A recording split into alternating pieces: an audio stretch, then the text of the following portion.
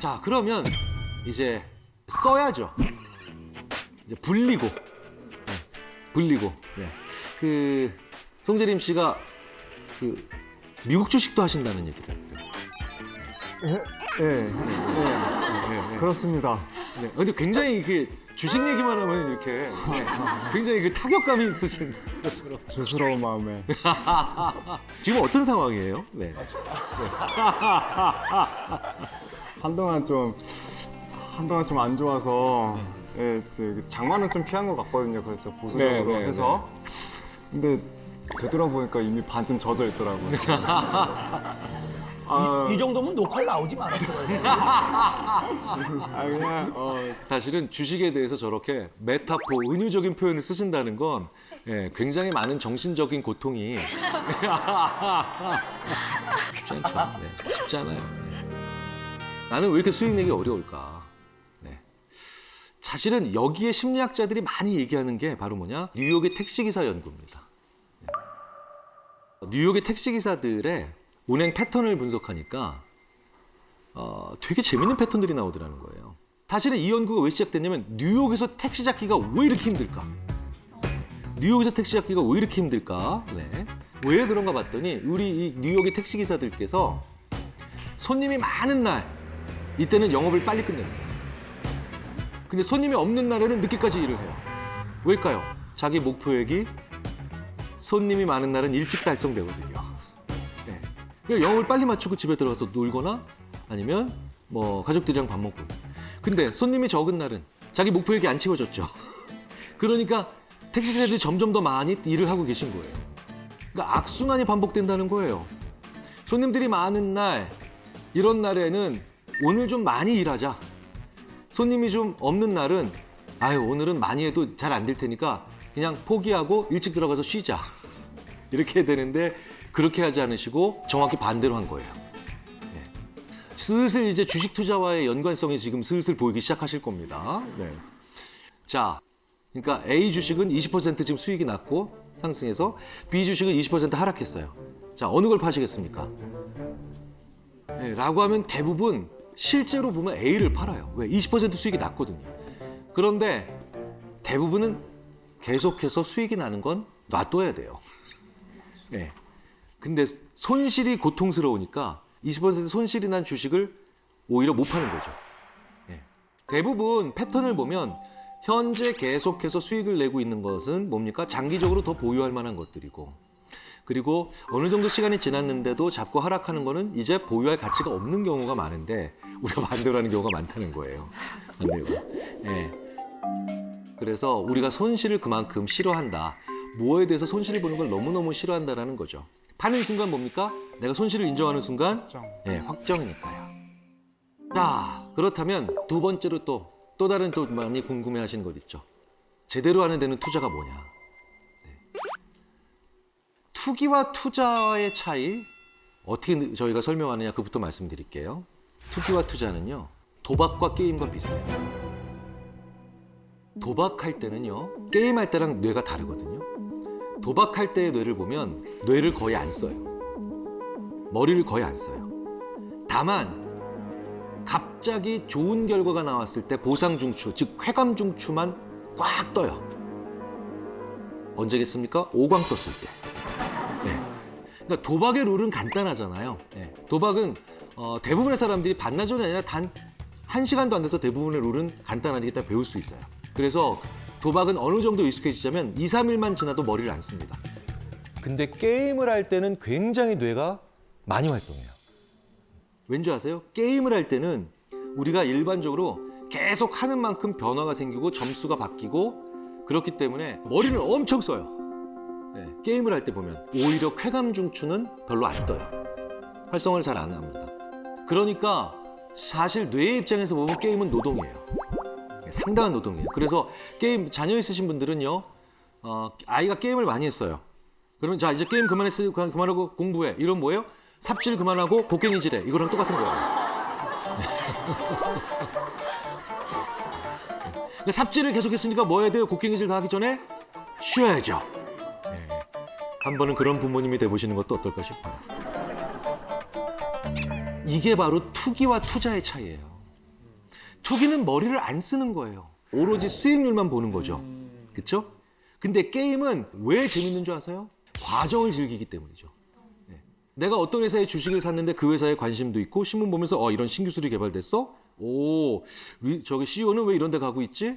왜 해외 출장을 이런 데 가지? 이러면 뭡니까? 그건 투자죠.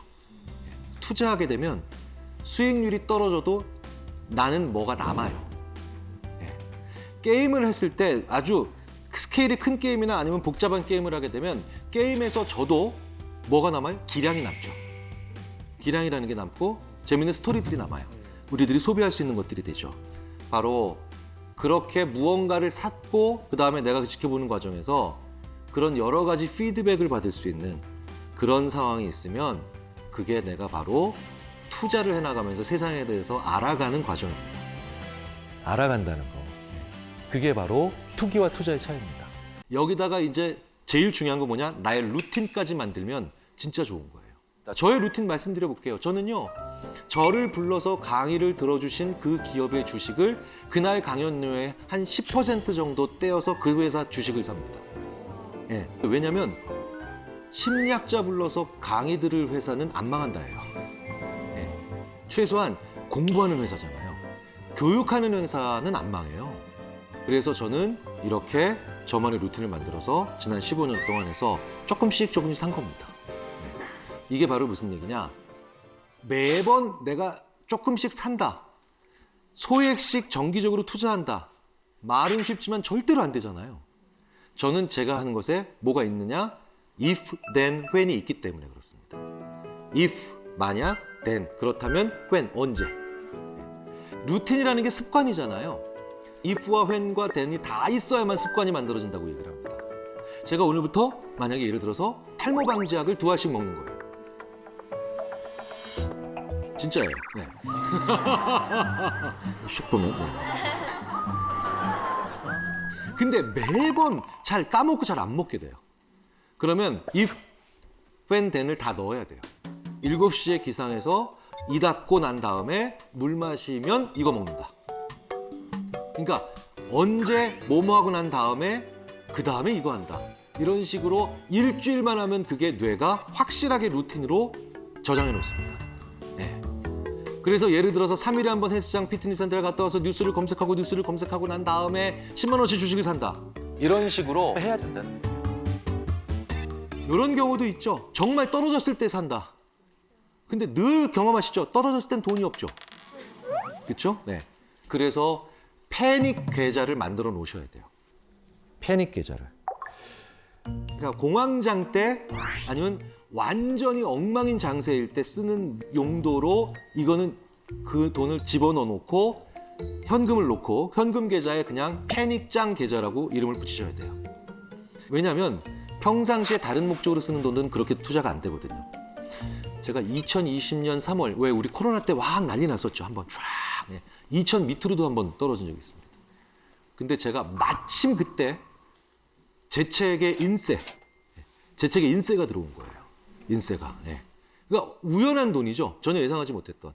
근데 하필이면 그날 저녁이 그 해에 가장 주가가 떨어졌던 코로나 초창기에. 그걸 딱 보고 오! 그러니까 뭡니까? 평상시에 제가 사고 싶었던 주식이 있었죠. 그게 다 반토막이 아니라 거의 3분의 1토막씩 나 있어요. 그걸 산 거예요.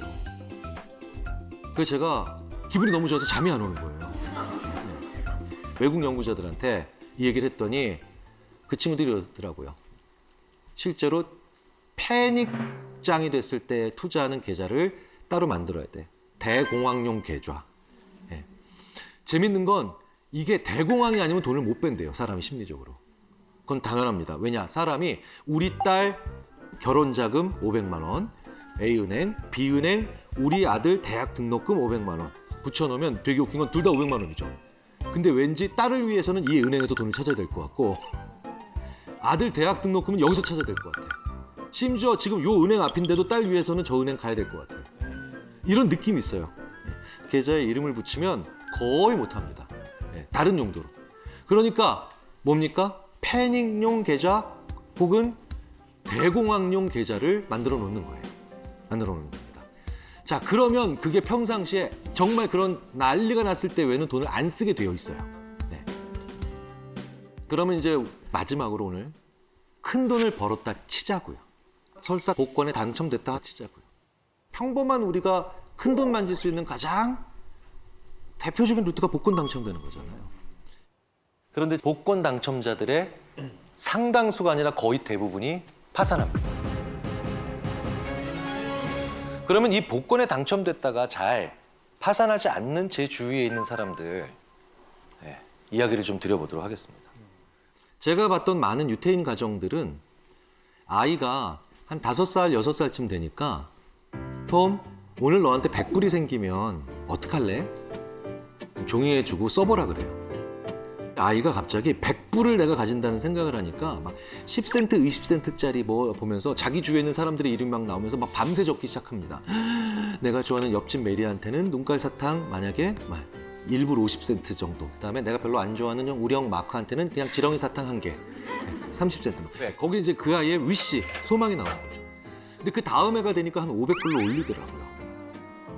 그 다음 해가 되니까 1000불, 2000불, 10,000불 이런 식으로 가면서 제가 참 인상 깊었던 장면 중에 하나가 내가 미국에서 유학 시절에 제 친구 이제 저한테는 2년 후배죠. 2년 후배인 이 유태인인 친구가 왔는데 책 한 권을 가져왔는데 이렇게 종이가 계속해서 한 번에 재본된 게 아니라 여러 세월에 걸쳐서 작성된 종이가 하나에 그냥 재본된 거예요. 그래서 이게 뭐야 했더니 리사의 위시리스트라고 돼 있더라고요.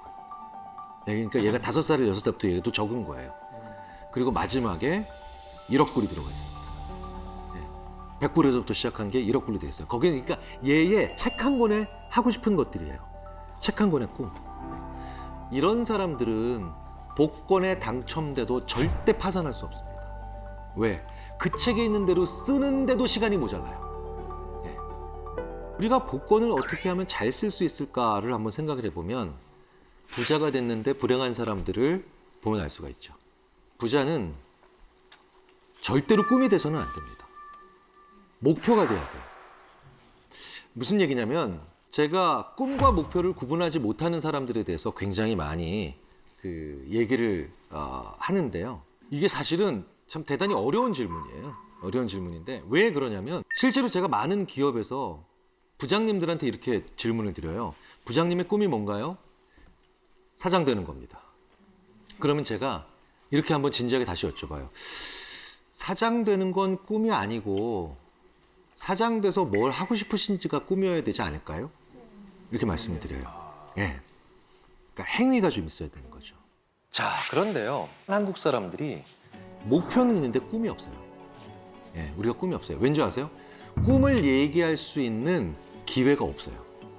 왜? 너무 현실성이 없다고 혹은 지금 네가 해야 될 일이 여기 있다고 생각을 하면서 그래서 목표는 있는데 대부분 우리가 꿈을 꾸기가 되게 어렵거든요. 위시리스트가 없잖아요, 우리가. 그런데요, 참 재밌는 건 이 복권이 위시리스트를 만드는데 진짜 좋은 재료가 됩니다. 예. 저는 출장을 자주 다녀서 이제 KTX나 SRT를 자주 타는데요. 서울에서 만약에 부산을 간다, 서울에서 뭐 광주, 목포를 간다 이럴 때 얼마 전부터 재밌는 필기를 시작합니다. 일단 그런데 이걸 하기 위해서 입장권이 필요해요. 그게 1,000원짜리 복권 한 장이에요. 왜? 내 위시리스트를 그냥 써보려고 했더니 내 양심이 허락하질 않아요. 이성이 너 뭐 하는 거냐고 자꾸 놀려요. 근데 참 신기하죠? 1,000원짜리 복권 한 장을 딱 사서 서울역에서 딱 앉고 그 다음에 선반 펼쳐지니까 거기다 딱 올려놨더니 내 위시리스트를 적어도 아무런 비난이 없어요. 제 양심과 이성에서. 왜?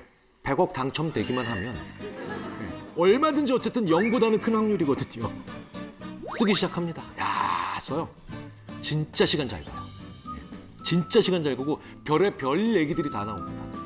더 신기한 건 내가 마저 이런 것도 해보고 싶었었지 라고 하는 리스트들이 끊임없이 나와요. 2시간 반 동안 부산을 가는데 진짜 왜 요즘 말 그대로 순삭. 시간이 그냥 갑니다. 자, 그게 바로 확률적으로는 바보 게임이지만 복권의 가장 중요한 기능입니다. 나의 위시를 만들어낼 수 있다는 거죠. 그리고 들여다볼 수 있다는 거예요. 자, 그렇다면 오늘 한 번쯤은 우리의 가족 식사에 이 복권을 사가지고 가보시는 건 어떠냐는 거예요. 우리 가족 식사에. 네. 우리 엄마, 우리 아빠, 나의 사랑하는 형제자매들이 있는, 내 아내가, 내 남편이 있는 그 가족의 식탁에 가족의 명수만큼 복권을 한번 사가지고 가보시면 어떨까요?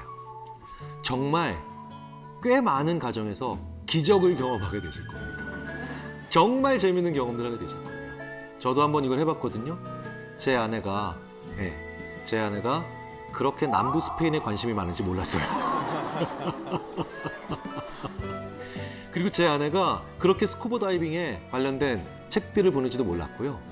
그리고 저희 아이가 음악과 미술 중에 뭘 좋아하는지 몰랐고, 그리고 제 어머니와 제 아버지가 그렇게 멕시코라는 나라에 가보고 싶어 하시는지를 몰랐습니다. 정말 이 복권 한 장으로요, 복권이 당첨된다면 어떡할 거야 엄마? 어떡할 거야 여보? 라고 하는 이 대화 속에서 내 가족과 살면서 10년, 20년, 30년, 아니 내 부모님과 살면서 50년 동안 살면서도 서로가 꺼내지 못했던 현실의 제약 요건이나 우리의 양심과 이성이라고 하는 이 친구들이 이렇게 눌러놨던 진짜 내 가족의 소원, 소망, 위시들이 쏟아져 나오는 이런 신비로운 경험을 한번 해보시면 어떨까 싶습니다.